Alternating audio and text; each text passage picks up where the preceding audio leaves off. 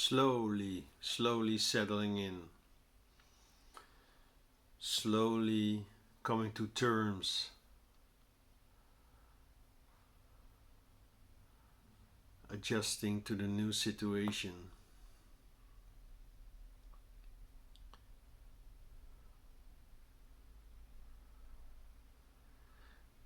Yeah, I guess this is what so many experience when they awaken. And with awakening, I mean become aware uh, that they've been living as the person for so long. They completely forgot uh, that they are the soul or they have a soul.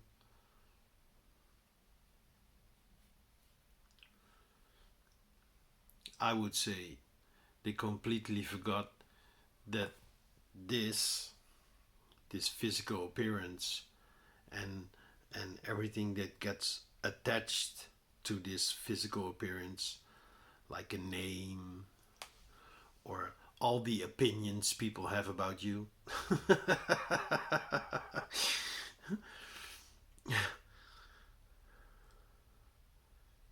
That this is actually just an expression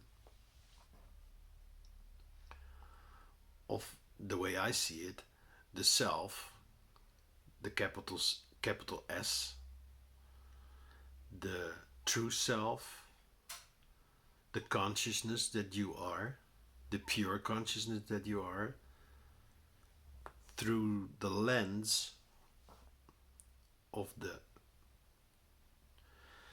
soul. That's the way I see it. So you have like uh, your pure consciousness, who you truly are. No physicality about it. Nothing. It's just consciousness. It has no form. There's some form of identity, individuality, like a knowing. I'm not source. I'm a spark of source. I guess that's a knowing. And then you have like the lens, and same as when you have like a prism and white light falls into the lens or the prism and then it splits. And I call the soul this the lens. And then what is being split off is the way you appear in this reality, the person, your identity.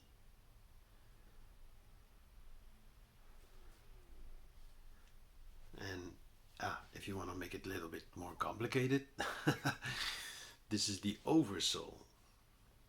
And then split into different souls, which then appear as this single being.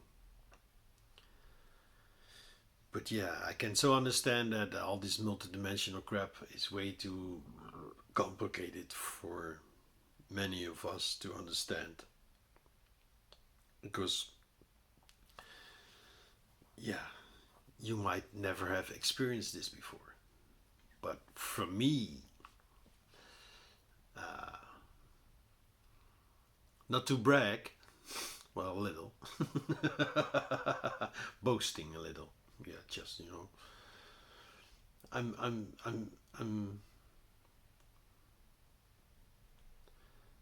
content. Yeah, that's what the word I was looking for. I'm quite content with my abilities, with the ability to tune in to and tap into my other me's, these other versions that appear here, whether there's parallel versions of Jeroen, whether that's my soul being able to connect with the oversoul, and through the oversoul get to know these other incarnations, these other souls here on this planet, in this reality. Um, yeah, we have quite an elaborate soul family, because if you understand the pure consciousness that incarnated here as the soul, and then the soul expresses itself here through the lens of the soul, it expresses itself here as this personality. I mean, if you only just recently, or maybe you've been struggling and doing retreats and for ages already, but yeah, let's just for now say that just the notion of so I'm not just the person, I'm not my identity, I am the one aware of the identity. Yeah, but what is it? Who is aware of this identity? And then you can connect with the soul, the lens. You can understand, like, oh, okay, so this soul incarnated here again and again and again and again. Or maybe you're here for the first time, like I have taken on the story of I'm here for the first time and for the last. And it took me quite a while to get here, so of course I'm gonna make it worthwhile. So maybe I'll come back if I cannot finish what I set out to do here, or set out to be here, to have this experience. Maybe I'm not done with experiencing yet. But yeah, if you just arrived at this point of, so who am I? It can be confusing. And yeah, this morning I listened to her again, Suzanne Chang, Korean American girl. Well, she's not a girl, she's a woman, but yeah, that's what we say, girl, right?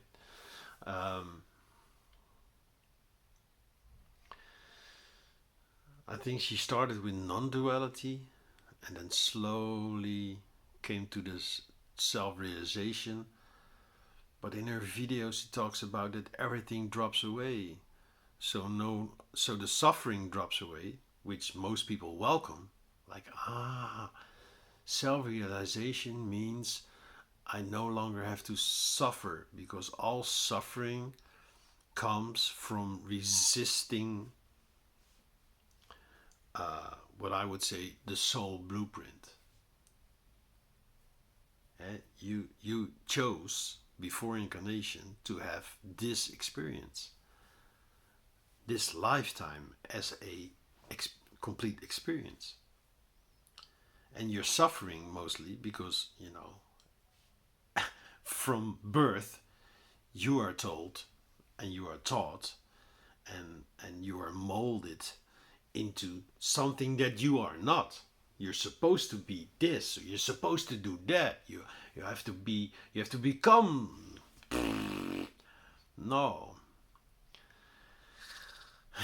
Can you imagine a world where everybody already understands this whole concept, and your parents actually receive you, welcome you as the soul? Not aware, of course, yet. I guess this will happen in a later stage. Not aware of, it's just a consciousness, it's not even a soul. But yeah, let's at least start with welcoming the soul. Like, welcome soul, I know you are already complete. I know you chose to be here with us, and we are actually looking forward getting to know you and to understand why you chose us and why we chose you. So welcome to the family.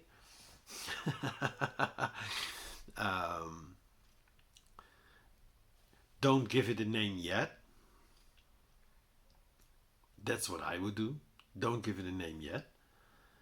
And then at some point have it choose its own name. What would you like to be called? I mean, the moment you're born, you stick this label on you, and you have to live with it for the rest of your life. And if you have like a dumb name, or a silly name, or a horrible name, or yeah, as what used to be really normal here in the Netherlands and in so many other countries as well, you were just named after your father or your grandfather. So in Netherlands, so many Jan, in English John. How many Johns are there?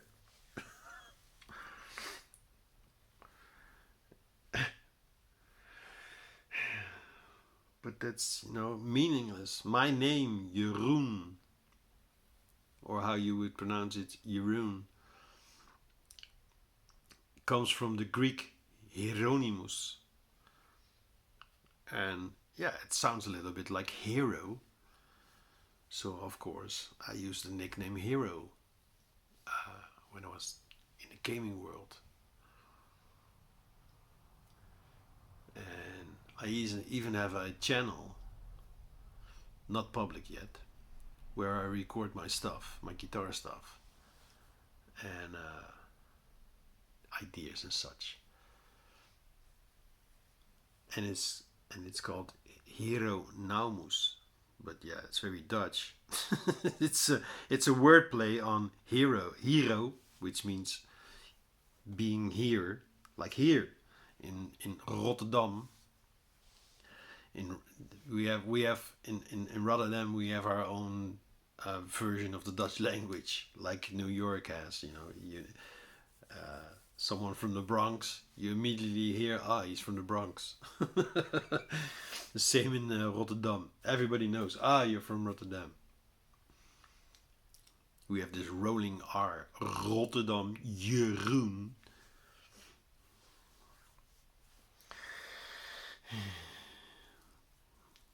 But yeah, if you just realized, and then not only the suffering disappears, well, it doesn't really disappear, but you're no longer caught into it. You're no longer living in fear all the time. No, you start realizing, I have a choice. So danger is real, but fear is a choice. I can see danger, but I don't have to be necessarily afraid of what might happen. So many people live in the fear of what might happen, but never happened. So we get like insurance and just in case, yeah, but you better be prepared just in case.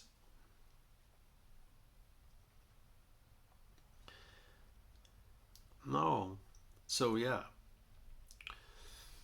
what's the opposite of love? Well, it's fear, not hate.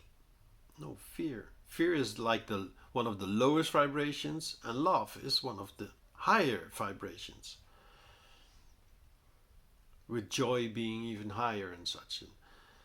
And then this Suzanne Chang, she says in her video, yeah, you not only lose the suffering, you also lose joy.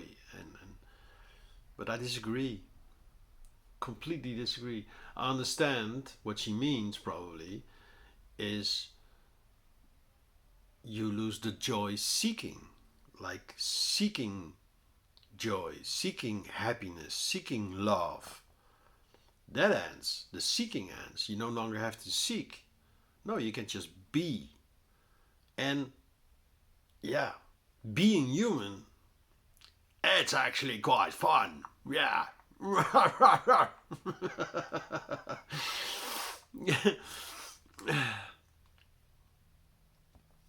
Yeah, I was looking at the lamp earlier. Like, so the lamp, if you're fully identified with the lamp, you don't realize you also have a shadow. And yeah, when you turn on the light of the lamp, the shadow disappears. Um, that's true. That sounds very true. You shine a light on your own shadow, and but it doesn't mean that suffering ends. No, unnecessary suffering ends. Unnecessary suffering because of the fear of things that might happen, that falls away. But also the joy that you can experience of having something that you don't have yet. And then, yeah, when it doesn't happen, or doesn't when what you fear doesn't happen, you have like this relief. So that's why so many people fear the worst. So it's always like, okay, so that didn't happen. But fearing the worst, always you are in this fear energy, so you're attracting actually all these things. And when you really look forward to, it's gonna be, we had such a wonderful time last holiday in that place, and then you look forward to go to that place again, but it doesn't mean it's gonna happen again like before, and then there's disappointment, like, oh shit. Expectations. And I understand. I mean, of course, sometimes it's very logical to expect a certain outcome, but when you're attached to the outcome, that's where the suffering begins, because that's when you start to uh, try to force things. No, I mean, just let life take care of itself. Relax. Nothing is under control.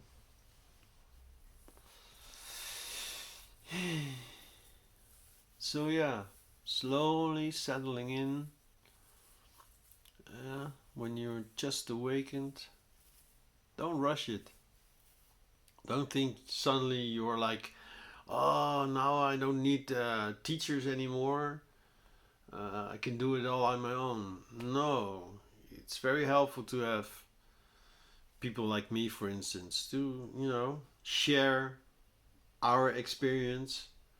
And it's not like it will prevent you from having these kinds of experiences. No, you will have to face your shadow. Of course. That won't disappear. And that's fine.